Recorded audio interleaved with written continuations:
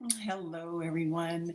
So today, one of our listeners asked that we speak about how to awaken your young person's creativity. And there are so many different things that we can do. I know I talk about ensuring that we don't inhibit them in any way, right? But one of the things we have to know first and foremost is where does their creative expression lie? Do you have an artist? Do you have a thinker? Do you have a mathematical mind? Because there are so many different aspects of our young people that make them who they are. Okay. And so when you have a visual learner, awakening their creativity is literally possible by affording them the opportunity to see, let's say, artwork or to see different forms of creative expression. Like for me, when I want to get inspired with things, I go online and find beautiful artwork, beautiful graphic design. Our kids need to see that as well. For us, a lot of parents, we work in programs like Photoshop, and we work in Illustrator and Adobe Design and Canva. Yet we never allow our children to work in those tools. And it's important that we afford them the opportunity to do so, because from there they will activate their creativity. When you have a child that is an auditory learner and they appreciate hearing things, give them the opportunity to orate. Talk to them about speaking. Give them a mic. Give them the opportunity to literally speak, because that's how they learn, and that's what they connect with most is sound. When you have a child that loves to write, even if it's just you see them doodling, give them the opportunity to doodle all the time. And obviously, when kids are older, there are things that are a little bit different. Hopefully, you know them a little bit better. But if you don't, it's the opportunity to try to get to know them better so that they can connect with the artistic side. Start having conversations with your children about the things that pique their interest. Because when you do that, it affords them the opportunity to connect with the things that matter most to them, right?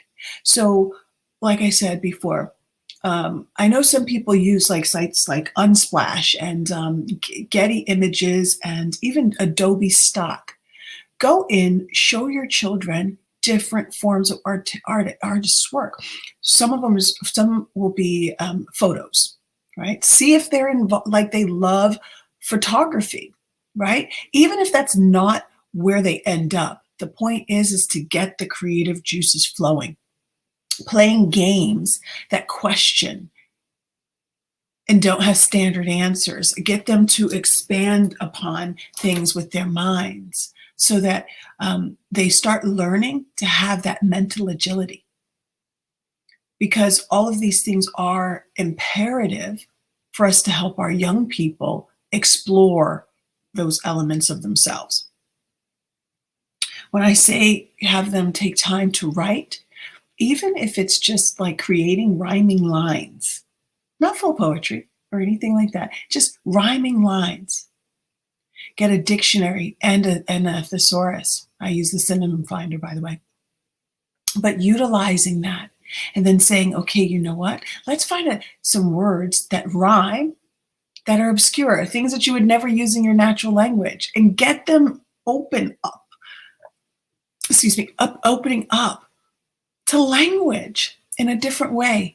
Because traditionally, if you're not working on language arts, these are for my younger people, you're assuming that they're assuming that, okay, this is the expanse of what they need to know because it comes from some type of worksheet or some type of book.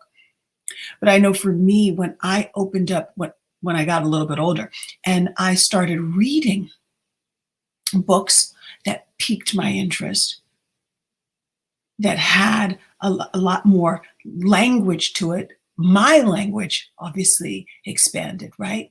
I tend to read a lot of nonfiction. I don't know. I think I may at some point in my life have had a time where I liked fiction. But some young people don't need fiction to inspire them to be creative. For me, I love reading books about real lives. I like reading books about memoirs. And as a result, I am a writer.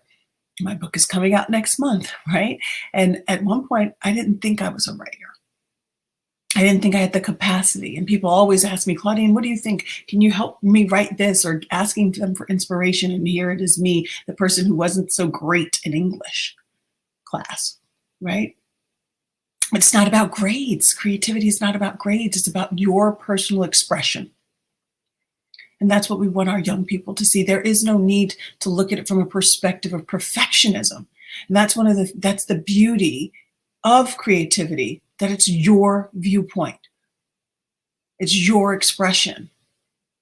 And oftentimes we don't make room for that. We always put time stipulations and outcome stipulations and all of these things attached to it. And then that fosters a spirit of perfectionism in our children. And that's the antithesis of what we want for them, right? We want them to sit down and create. So I will say again, it's important that we take the time to give them a sheet of paper, take them outside even. And as the birds are chirping or wherever it is that you are, if the palm trees are swinging, wherever you are, give them the opportunity to speak on that. And then as they articulate it, then write on that. Or draw. Even if it doesn't look perfect, just encourage it. And so I really appreciate one of the members of the audience for asking this question. How do we inspire creativity? It always stems back to creating the opportunity for limitless thought. No rules, just do as it goes, right? And sometimes even with me, I do this exercise that I got from Tony Robbins, and it's literally like hyping yourself up, getting your body going, moving, right? Before I do anything, sometimes I literally like get my body moving, get the blood flowing, right? Because as I do that, as I get my blood flowing and I get pumped up, things just start coming, right? And one of the things that I will say, today I had an amazing interview with one of our summit speakers, and he talked about how he got to be so great. And he said, practice. Creativity takes practice as well. We didn't talk about creativity, but I'm going to share that with you now.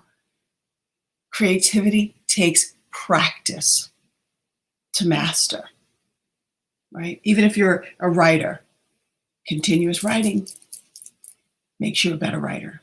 Continuous painting or doodling or whatever it is that you do makes you better.